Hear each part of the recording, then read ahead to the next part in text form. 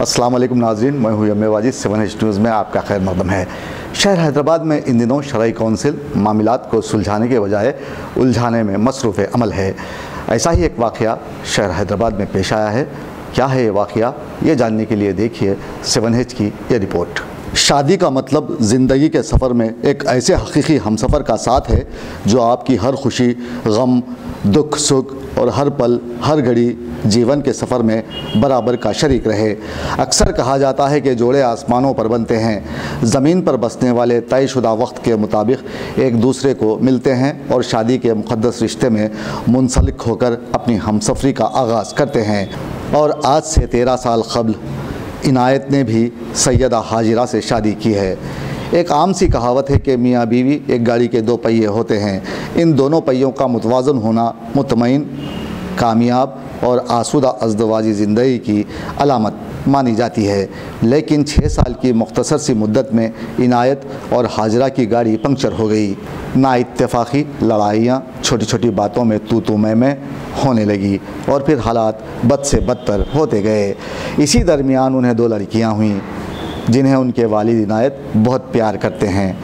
जब उनकी अहलिया 6 साल के बाद अपने मैके गईं तो फिर उसके बाद मियाँ की हालत जो बिगड़ी आज तक भी सुधर ना पाई। इस दरमियान उन्हें पुलिस स्टेशन के चक्कर काटने पड़े, अदालत के दरवाजे खटखटाने पड़े। ऐसा इसलिए हुआ कि उनकी अहलिया ने उन पर डोरी केस डाल दिया और अलग होने की ज़िद की। लाख समझाने के बावजूद कुछ ना हुआ। फिर अचानक एक दिन किसी शरई कौंसिल की जानिब से इनायत को एक नोटिस हासिल होती है जो कि खुले की है, जिसके बाद वो घबरा कर सीधे जामिया निज़ामिया पहुँचते हैं और इसके मुताल्लिक़ मालूमात हासिल करते हैं, जहाँ उन्हें बताया जाता है कि शोहर की अदम मौजूदगी में बीवी खुला नहीं ले सकती। मियाँ बीवी में कभी कभार नाराज़गी, बहस और तकरार, झगड़े हो जाना कोई नई बात नहीं। ये तो होता ही है। जब भी चंद लोग एक जगह रहते हैं तो उनके दरमियान इख्तिलाफ़ात पाए जाते हैं, जो कोई अनहोनी बात नहीं। लेकिन बीवी का इस तरह किसी को बेवकूफ़ बनाना और शरई कौंसिल से नोटिस भेजना सख्त तरीन नापसंदीदा अमल है, क्योंकि खुला भी दीगर माली मामलात की तरह एक माली मामला है जिसमें जानिबीन की रजामंदी ज़रूरी है और शोहर की रजामंदी के बग़ैर दी जाने वाली खुला शरन नाफिज नहीं होती।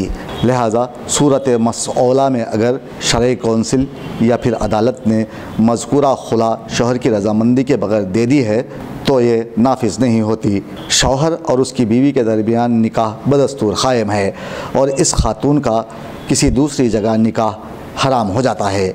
खुला के लिए दोनों फ़रीक़ैन की रजामंदी लाजमी है। अगर एक भी रजामंद ना हो तो खुला वाक़ नहीं होगा और ख़ातून को अदालत से तनसीख़ निकाह का फ़ैसला हासिल करने के लिए ज़रूरी है कि शरई असबाब और वजूहात पाई जाएँ।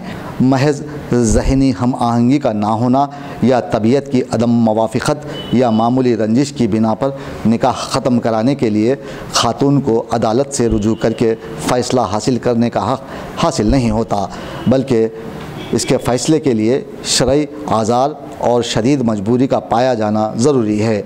अगर कोई शरई कौंसिल एक तरफ़ा नोटिस जारी करके निकाह को फ़स्ख़ करती है तो ये शरई एतबार से मोतबर नहीं, बल्कि ख़ातून बदस्तूर अपने शौहर के निकाह में बरकरार रहेगी। अब यहाँ इनायत की ये मजबूरी है कि उन्हें अपने लुटते घर को बचाना है और उन्हें अपनी बीवी बच्चों से बेइंतहा मोहब्बत है। ऐसे में उनकी अहलिया को चाहिए कि वो बिलमुशाफ़ा अपने शौहर से बातचीत करते हुए अपने इख्तिलाफ़ात को ख़त्म करें। दूसरी जानिब शरई कौंसिल यहाँ अपनी अपनी दुकानें खोल कर बैठे हैं और मुसलमानों की ज़िंदगी को सुलझाने के बजाय उसे मज़ीद उलझाने में मसरूफ़ हैं। इनायत का ये वाक़या मंज़र आम पर आने के बाद उलमाए कराम इस जानिब तवज्जो देते हुए ऐसे अफराद पर शिकंजा कसें जो मुसीबत ज़दा अफराद की ज़िंदगी में जहर घोल रहे हैं, तभी इनायत जैसे अफराद के साथ इंसाफ होगा। शरई कौंसिल से बुलाया गया और हम दोनों वहाँ पर गए और बैठ के वहाँ पर बात की। मौलाना आमिरुद्दीन क़ासिमी, मौलाना कलीमुद्दीन क़ासिमी, ये लोग मेरे से बात किए और कुछ देर बाद मेरे से मुतालबा किए गए, खुले का मुतालबा, और पूरी कोशिश की गई कि खुला दे दो, लेकिन मैं इनकार कर दिया क्योंकि मैं बीवी बच्चों के साथ खुश रहना चाह रहा हूँ। मेरी ज़िंदगी में बीवी बच्चों के लिए मैं ज़िंदगी गुजार रहा हूँ, लेकिन मैं नहीं दे सकता मैं, क्योंकि बीवी बच्चों के साथ मैं ज़िंदगी गुजारना चाह रहा हूँ। उन्होंने उसकी थोड़ी देर मेरे को फोर्स किया है, लेकिन बहुत कोशिश की है, लेकिन मैं इनकार कर दिया। मैं वापस आ गया, जो करना है आपकी मर्ज़ी, मैं तो रखना चाह रहा हूँ बीवी बच्चों को, और मैं खुला नहीं दे सकता। इसके बाद थोड़े दिन के बाद मेरे को ये इन्फॉर्मेशन मिली कि उनका खुला हो गया। मेरे को लेटर आया कि मैं ये जानना चाह रहा हूँ ये लोग को अथॉरिटी क्या है, कि कौन अथॉरिटी दिए कि इनको अथॉराइट्स के, कौन इनको राइट्स दिए जजमेंट्स के, मियाँ बीवी के। ना उस टाइम पे कोई गवाही थी, ना कोई मेरी सहन थी, ना मेरी मौजूदगी थी। इस दौरान वो कैसा खुला हुआ मैं ये जानना चाह रहा हूँ। अथॉरिटी क्या है कि इनको खुला देने का, इनको क्या है, मैं ये जानना चाह रहा हूँ कि ये मेरे बगैर ये खुला कैसा दिए। और ये बिल्कुल सरासर गलत इन लोग काम कर रहे हैं। इंसाफ के लिए कहाँ गए आप? मैं इंसाफ के लिए डीसीपी साहब के ने गया, और वहाँ से मैं डीसीपी साहब के साथ पूरा बयान किया, और उसके बाद उन्होंने मेरे को बंजारा हिल वहाँ पर पीएस को वहाँ पर भेजे। और थोड़े दिन पहले मैं जामिया निज़ामिया में भी गया, वहाँ पर अजीम साहब मुफ्ती साहब ये बोल रहे थे कि सवो केस ये लोग सवो जनों का खुला करा रहे हैं, लेकिन इनके ऊपर कोई कार्रवाई नहीं हो रही। लेकिन ये क्या है आखिर, इनको इजाज़त कौन दिए, इनको परमिशन कौन दिए, इनको क्या हक़ है कि इनको ये हक़ खुला देने का? जामिया निज़ामिया से आपको कुछ लेटर लिख के दिए? जामिया निज़ामिया में फतवा दिए कि ये सरासर गलत है, ऐसा कोई किसी को कर नहीं सकता ये करने का। वो लेटर मेरे पास अभी मौजूद है निज़ामिया का, ये लेटर है मेरे पास जामिया निज़ामिया का, जो फतवा आया है, इसको मैं कोर्ट में डाल चुका हूँ ऑलरेडी। मैं बीवी बच्चों के लिए मैं कोर्ट में केस मेरा ऑलरेडी चल रहा है। अभी मैं ये जानना चाहूँगा इनको अथॉरिटी दिए कौन, और इनको हक़ क्या है ये उनको ये काम करने का।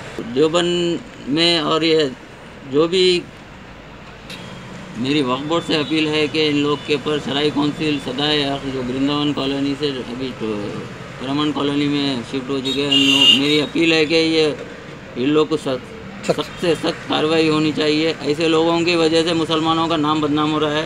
ये ऐसे लोगों को ना कोई इजाज़त देना है, ना परमिशन देना है कि कुछ काम कराने के लिए। इन्हीं की वजह से आज हमारे माशरे में, मुस्लिम माशरे में बदनामी हो रही है।